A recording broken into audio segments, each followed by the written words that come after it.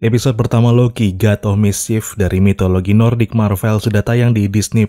Serial ini mendapat sambutan hangat dari para penggemar. Gak tanggung-tanggung, situs kritik ternama IMDb dan Rotten Tomatoes sama-sama memberikan skor 9 lebih untuk mini-seri ini. Artinya Loki yang diperankan Tom Hiddleston sangat direkomendasikan. Namun tahu nggak sih, sejumlah hal penting terkadang nggak terlalu diperhatikan karena asik menonton. Jagat Sinema pun merangkum sejumlah detail dan Easter egg yang mungkin kalian lewatkan.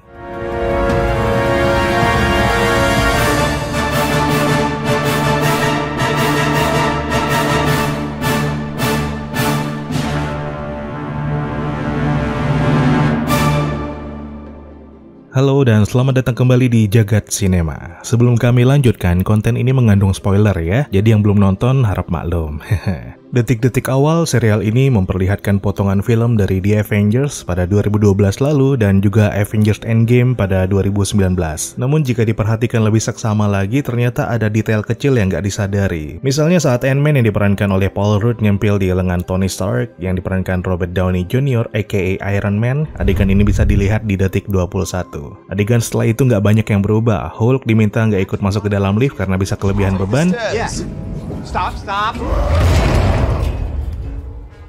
Take the stairs. Hate the stairs.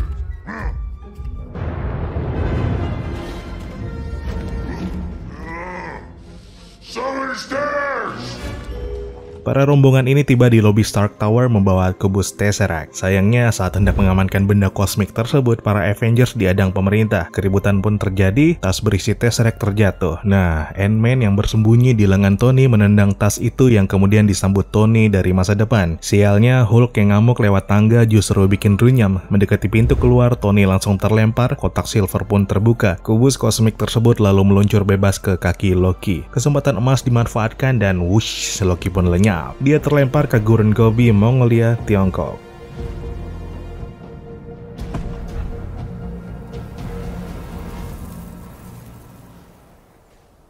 Nggak lama setelah itu datang pasukan TVA atau Time Variance Authority, otoritas berwenang penjaga garis waktu di jagat Marvel. Mereka membawa Loki menuju persidangan, dia didakwa melanggar garis suci lini masa. Tiba di TVA, masuk ke menit kelima detik 19, penonton akan melihat Skrull yang juga ikut ditahan. Tudingannya tentu serupa. Sebagai informasi, Skrull merupakan ciptaan para Celestial, dia merupakan musuh dari Captain Marvel. Setelah menyerahkan Tesseract, Loki diantar ke bilik mirip dengan lift. Di sini dia bertemu dengan robot. Setelah kostum kebanggaannya dilucuti sama robot, Loki terjun ke ruangan lainnya. Di sini ada penjaga yang juga cat person. Terlihat dari gelasnya ada kucing peliharaannya.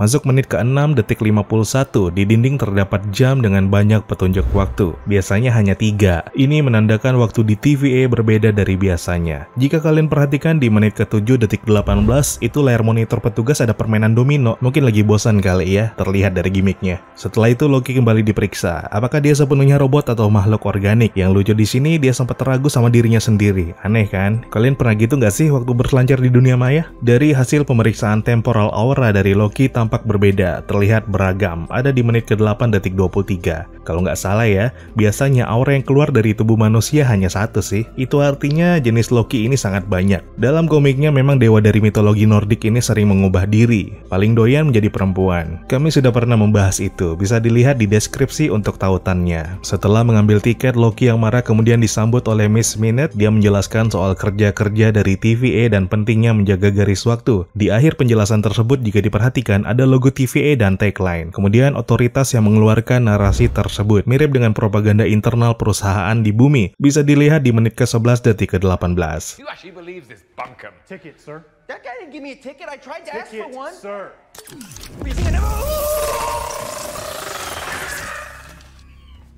Thanks for visiting the TVA. Don't hesitate to let us know how we're doing. Adegan selanjutnya memperlihatkan petugas TVA di salah satu gereja di provinsi Aix-en, Prancis. Persisnya tahun 1549.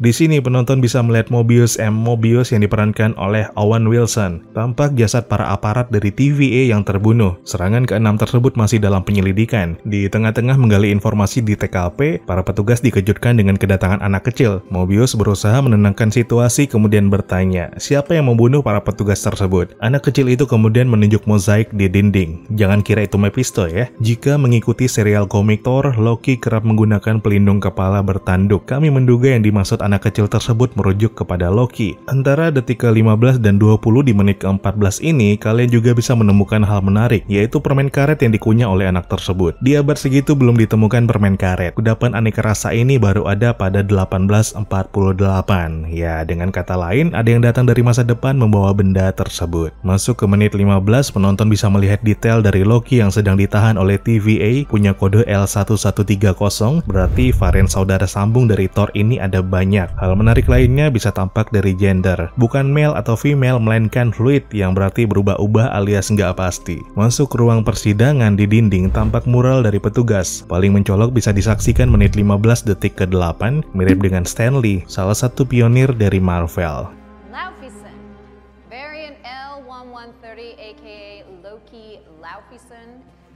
The court finds you guilty and I sentence you to be reset.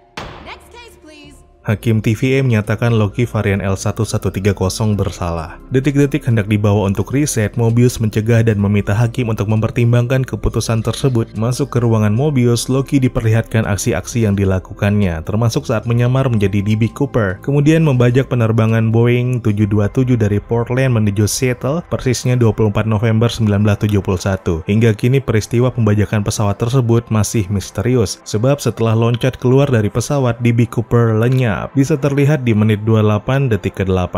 Di kehidupan nyata, D.B. Cooper ini justru bingung dituding FBI membajak pesawat. Pasalnya dia nggak pernah melakukan. Lalu siapa yang menjadi D.B. Cooper ya? Gak hanya itu, di menit ke-28 detik 13 juga ada 2 kaleng minuman. Jika diperlihatkan merek minuman itu bernama Josta. Minuman energi yang hanya diproduksi pada 1995 sampai 1999. Selepas Loki melewati menit-menit menyedihkan karena melihat kejadian yang akan datang, dia menjadi gamang dan bingung. Pasalnya kejadian tersebut belum dia alami, terlebih saat melihat ibunya dibunuh oleh Dark Elf. Andai saja Loki nggak kabur dengan kubus kosmik itu, dia akan ditahan di Asgard. Lalu adegan yang dilihatnya ini bisa dia alami. Di sini kita justru menyaksikan hal yang berbeda. If you hadn't picked up the Tesseract, you would have been taken to a cell on Asgard.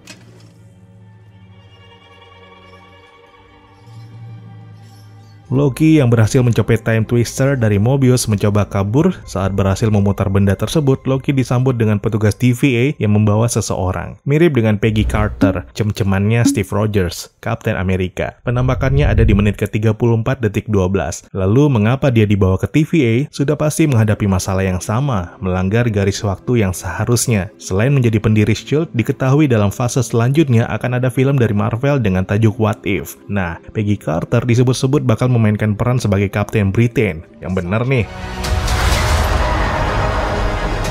Fragmen gambar selanjutnya, Loki bertemu dengan Cassie kemudian mengancamnya. Dia minta ditunjukin keberadaan Tesseract. Setelah diperlihatkan, Loki terkejut karena ada Infinity Stone, jumlahnya lebih dari 1. Sang dewa penipu pun terheran-heran. Kalian bisa lihat ekspresinya di menit ke-35 detik 33. Apalagi setelah Cassie bilang itu hanya dijadikan penindih kertas, dan saat itulah dia tahu jika Tesseract nggak punya kekuatan apa-apa. Sebenarnya sih, Cassie udah ngasih petunjuk saat Loki baru tiba di TVA.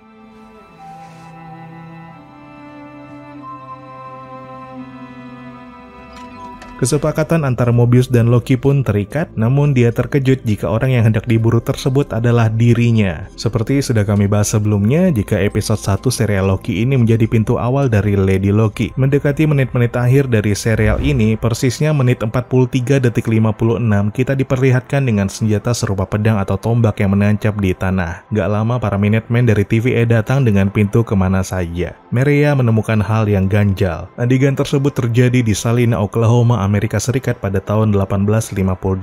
Setelah dipindai, benda tersebut berasal dari milenium ketiga atau tahun 3000. Itu artinya benda tersebut datang dari masa depan. Dari bentuknya, di menit 44 detik 19 malah terlihat seperti sekop. Para petugas ini pun meninggal di tangan sosok misterius bertudung. Aksinya itu seolah-olah enggan diganggu. Waduh, makin penasaran nih dengan kelanjutannya. Oh ya, kalau kalian nemuin detail dan easter egg yang lain, tuliskan di kolom komentar ya. Nggak lupa juga buat like, share, dan subscribe. Terima kasih.